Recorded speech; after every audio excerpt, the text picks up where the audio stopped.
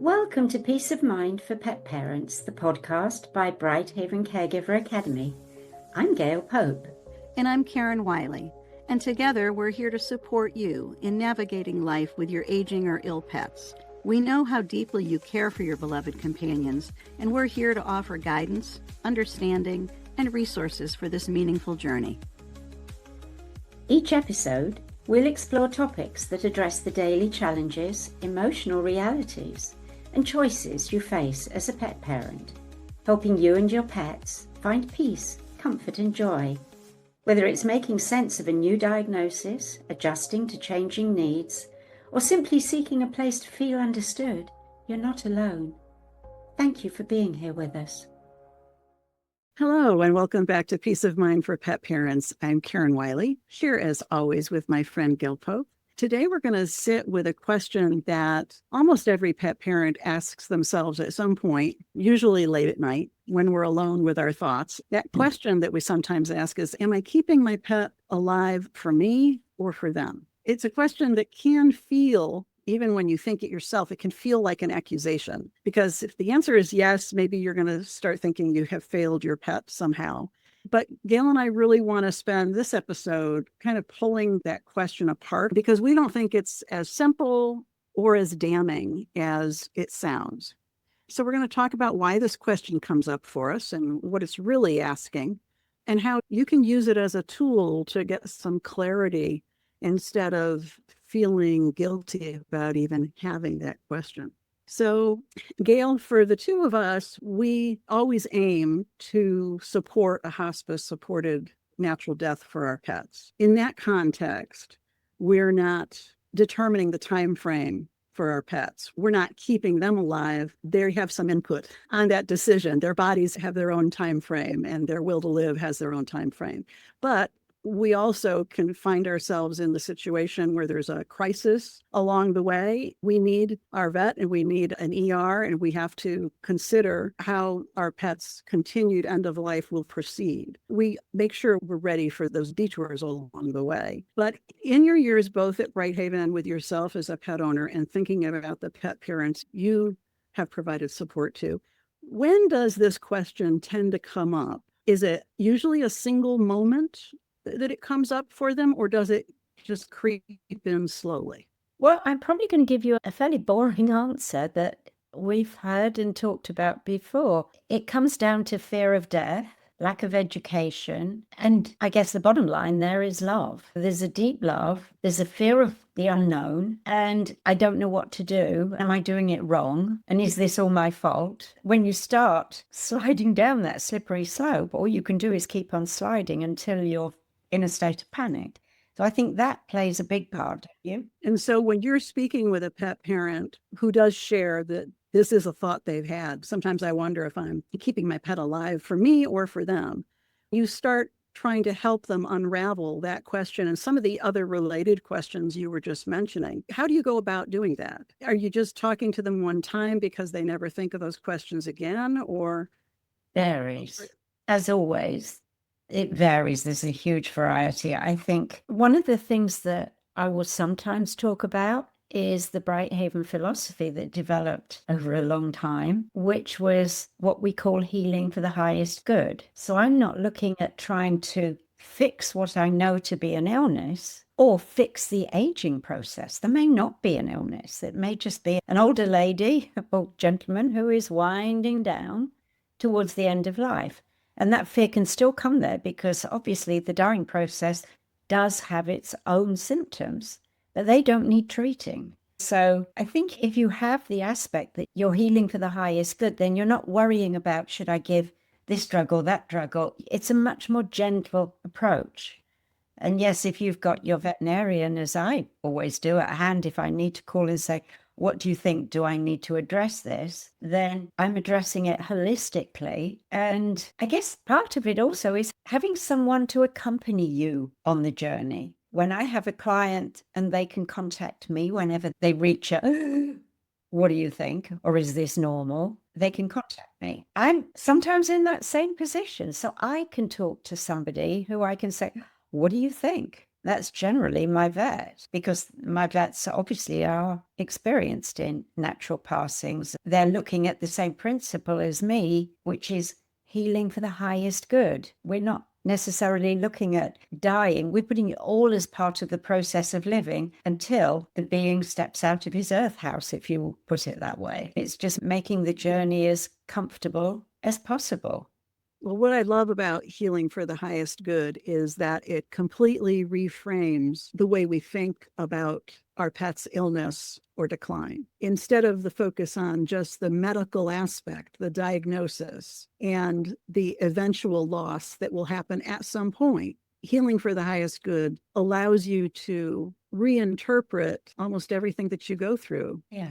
In a very different way than how most of us have been taught to think about illness and decline. So I would think that one question I was going to ask you is what you would say to a pet parent who was feeling ashamed or guilty for asking themselves that question, am I keeping my pet alive for me or for them? But once you would describe healing for the highest good for them in that context, that would pretty much change their feelings of shame or guilt, wouldn't it?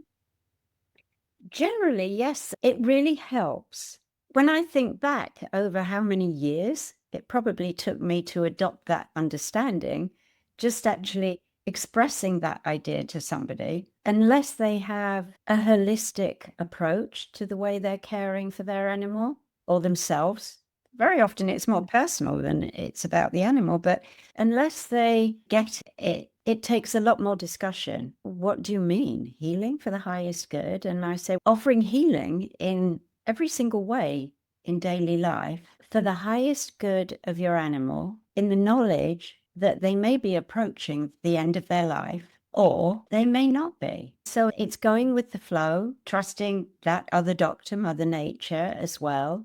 It's creating a balance. It's not trying to fix one little thing that isn't really that big a problem. It's looking at the overall constitution of the animal and what's needed. Today, maybe there's nothing needed. We do have this human fix-it nature. You hear one little symptom and we want to rush to fix it.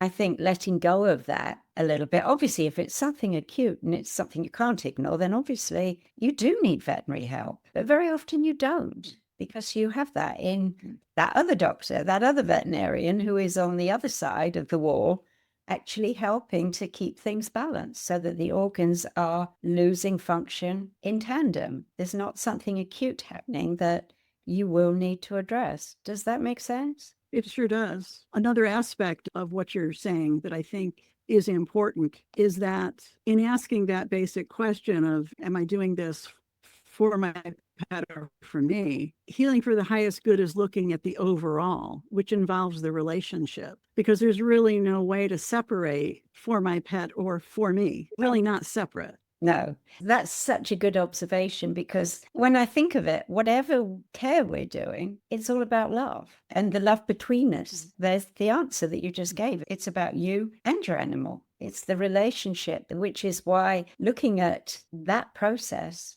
holistically, putting that W at the beginning, taking the entire relationship, the caregiver, the animal, the family, the other animal family too, but looking at everything as a whole makes a huge difference. Letting go of fixing everything, learning a little more about where you are and what other people have experienced, that can be a great help. Yes. I'm sure there was a point where I was asking this myself. I don't remember those specifically, but it's something I would have done. As my mind would be asking every possible question, trying to think of doing all the right things. So I'm sure I did ask myself that. But as you're saying, it really is about, we're motivated to think about these things and to ask these kind of questions because of the love that we have for our pets. It's really an expression of that love that we're wondering about their readiness for what might be coming down the road for them. But we also need to show a little bit of love for ourselves, because we're also exploring our readiness or our lack of readiness for what might be coming down the road. As we've talked about at various times, a lot of us, when we are supporting a pet as they're aging or at end of life, we're not very good to ourselves. We're much better about trying to take care of our pet than we are about taking care of ourselves. Definitely, definitely. I think it's because we have this inner blame along with the fear. It's like, I shouldn't take time for myself because I don't deserve it. I need to be taking care of her or him. It's tricky. Life is tricky. When you compare the life of a human to the life of maybe your cat or your dog, cats particularly, they don't have all this clutter, do they? They take things in their stride. If something's wrong, they'll let you know. And then you can work together as a partnership. Generally, it's not something awfully bad or terminal instantly. It's creating a balance for daily life for you as well as your pet. I think one of the things that people don't take into account often enough is the fact that our animals, I always say this, it's kind of a funny little way of saying it, but cat speaks dog, cat speaks human, dog, the same. And yet humans, for the most part, unless we're an accomplished and wonderful animal communicator, we only speak our language. We don't speak theirs. We understand certain loving gazes that they have, but we're not tuned into the deeper understanding as well as our animals are. So I think part of being a caregiver is understanding that your animal knows that you're frantic, knows that you're worried, knows you're upset, knows you haven't been eating properly, knows you're not sleeping properly. Those things affect them. So getting a grip on yourself and reaching a point where you can, it's okay, let me enjoy today because I don't need to think about tomorrow at the moment. Let's enjoy this relationship. Again, we're entering a period here where it's also twofold. Because while we're worrying about what may happen, without realizing it, we're experiencing anticipatory grief. So that's mingled up and hurting our hearts. Whereas we should be sharing that, sharing and caring with our animal before our relationship changes when they step out of their body. So yeah, it's complex. Again, it comes down to how hard it is to be human. Yes, and how hard it can be to love our pets so completely. Gail, how do you help someone see that wanting more time with their pet doesn't automatically make them selfish? It's part of the whole conversation, isn't it? I think once you start to realize that dying is a process, and that comes during living and dying together are all part of the process. You're living first. There's not really a dying going on or even entering the conversation. But then it is.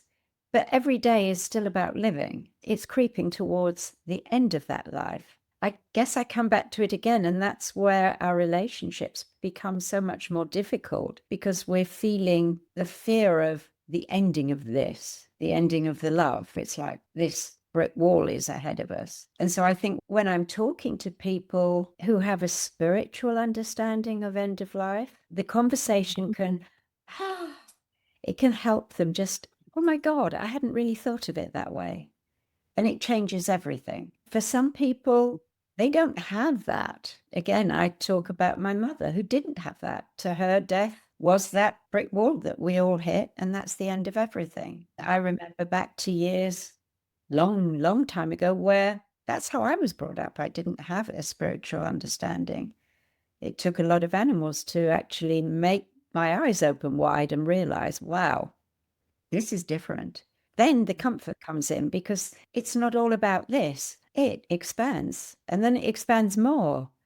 Oh, wow. And then the process of birthing becomes as important as the process of dying. Then we start to look at the circle of life as a circle. Whoa, something's changing in this relationship now. So I think helping people work through death, again, comes down to knowledge, whatever their spiritual belief is or not, that understanding the process, it really comes down to what hurts, what is suffering, what is pain. That's a much bigger conversation, I realize, but it does come down to that because that's where the fear is grounded. So again, I come back to what I'm probably well known for on this podcast of saying, read books about death and dying in the human field. There are so many wonderful stories, so many practitioners who have shared their lives and experiences of how people die. Barbara Carnes is someone that we talk about often, and she took me into sharing this field as she shares it with humans and has done for decades. It was her book, Gone From My Sight, that awoke the passion in me to share and care and help other people to reach this understanding. You're absolutely right, of course. It's education in so many different forms. We hope that our conversations each week provide some new information, some new ideas to think about.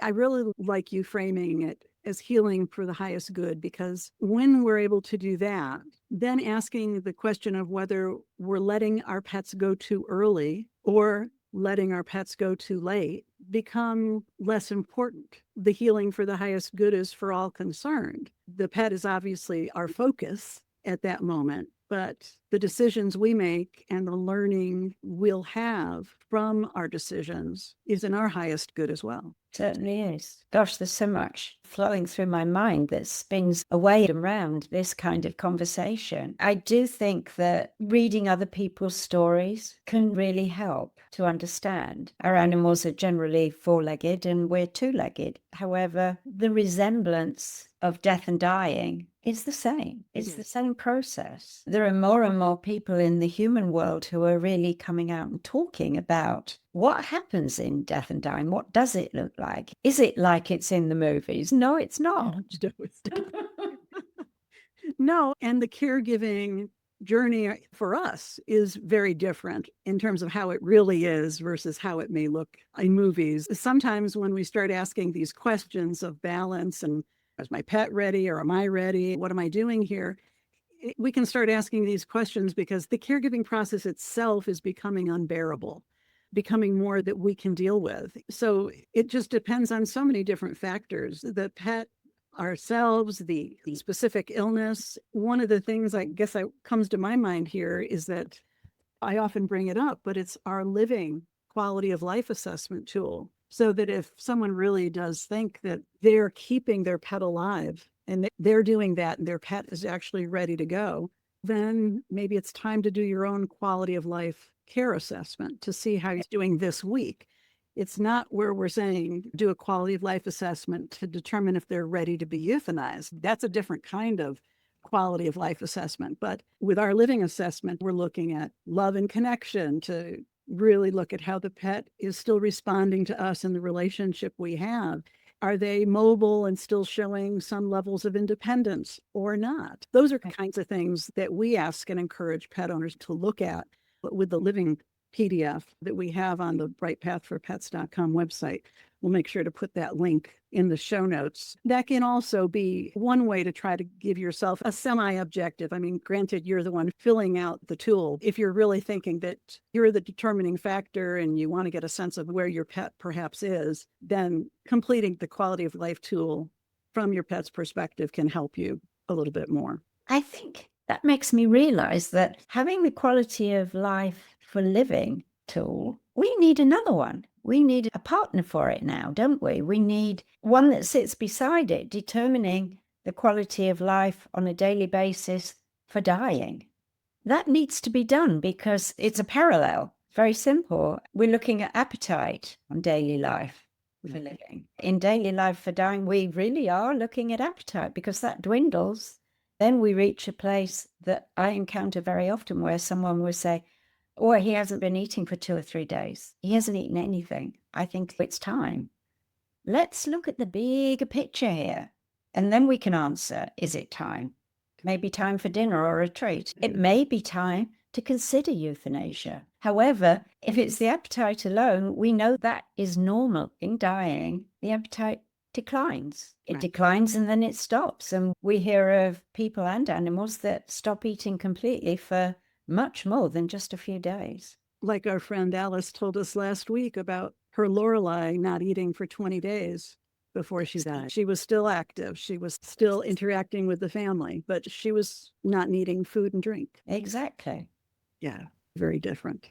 Gail, I guess this brings us to bringing this conversation to a close. I guess what I would like to say is that if someone is staying awake at night and thinking about these kinds of questions, we do want you to hear very clearly that the fact that you're asking these questions means you're paying attention, that you love your pet enough to want to get this part of their life right in this part of your relationship. That's definitely not selfishness. That's devotion and love. So I don't think there's a clean answer to am I doing this for me or am I doing it for them? Because it's a we. It's the relationship. What would you like to say close this conversation, Gail? There's still so much. I guess I would say it's about being kind to yourself, because you're in this beautiful, loving relationship. But when you slide into this state of worry and panic and fear, then you're not able to balance the love in that relationship as you're used to, as the animal is used to. So being kind to yourself and spending more time just being with them. If you're going to cry with them, let them see, let them feel. They know you're crying hidden away in another room. So it really is about being kind to yourself so that your relationship continues in an open and loving fashion, that you can begin the grieving process together and understand quite what that means, because we know deep down that grief is only love. So that's really where we end this conversation. It really is all about love. I believe somebody has said that it begins and ends with love. That love sandwich, you know. I wonder who that could be. It also sounds like we should include a link to the BrightHaven menu for self-care, given this conversation. I did take note. I've put it on the wish list of additional things, assessments you think would be helpful to develop. I think so. I think so. More and more people are stepping into this murky area. I think we just need to open it up a little bit more so that it becomes something that people don't talk about behind closed doors, because it's embarrassing and difficult and all of those things. We need open conversation about the subject. Let's embrace our humans and our animals all in the same conversation, really. Yes, because we love them both, and many times we love them in the same ways. Exactly. All right. With that, we will close out this conversation of Peace of Mind for Pet Parents. As always, we thank you for being with us. Hope you'll be with us next week as well. Bye-bye. Goodbye. Thank you for joining us on Peace of Mind for Pet Parents. We hope today's episode has offered you support and insight as you care for your aging or ill pets. Remember, it's not just about the end, it's about living well at every stage of life. To continue your journey with us, explore more resources at BrightHaven Caregiver Academy's website, brightpathforpets.com, where you'll find guides, assessments, and a caring community of pet parents like you. Until next time, may you and your pets find comfort, connection, and peace in every moment. Take care.